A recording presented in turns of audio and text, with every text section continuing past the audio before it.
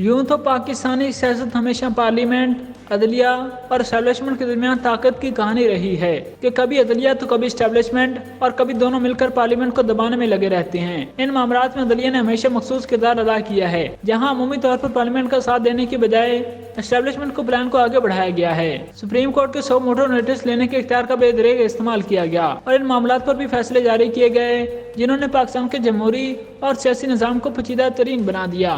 Supreme court کی اسی کردار کے باعث ملک کے منتخب عہدیداروں کے لیے اسپیس کم ہوتی جا رہی ہے، کیونکہ جس طرح عدالتیں سیاسی کیسز کو ویلکم کرتی ہیں وہ کوئی مثبت بات نہیں۔ اس حوالے سے سیاسی جماعتوں کو اپنا کردار بھی حوصلہ افزا نہیں۔ ہر چھوٹے بڑے ایشو پر عدالتوں میں ریٹ دائر کرنے کی عدالت نہ صرف سیاسی جماعتوں میں ڈائلاگ کو راستہ بند کر دیتا ہے، بلکہ غیر جمہوری اور غیر سیاسی حلقوں کو موقع دیتا ہے کہ وہ حالات کو اپنے حساب سے استعمال کریں۔ ایسا ہی معاملہ کل جاری ہونے والے الیکشن ملتوی کیس میں بھی ہوا۔ تحریک انصاف نے الیکشن کے معاملے پر حکومت اور پی ڈی ایم اتحاد کا موقف سمجھنے اور ان سے مذاکرات کرنے کی بجائے اسے کورٹ میں لے جانا زیادہ مناسب سمجھا۔ سیاسی معاملات طے کرنے کے لیے عدالتوں کا استعمال نہ کیا جائے، بلکہ سیاسی مکالمے کے ذریعے مسائل حل کرنے کی کوشش کی جائے، جو کسی بھی جمہوری عمل میں سب سے مؤثر اور قابل قبول طریقہ ہو سکتا ہے۔ عدالتوں کو سیاسی مقاصد کے حصول کے لیے استعمال کرنے کی صورت میں سیاسی رائے کی بنیاد پر ہی فیصلے آئیں گے۔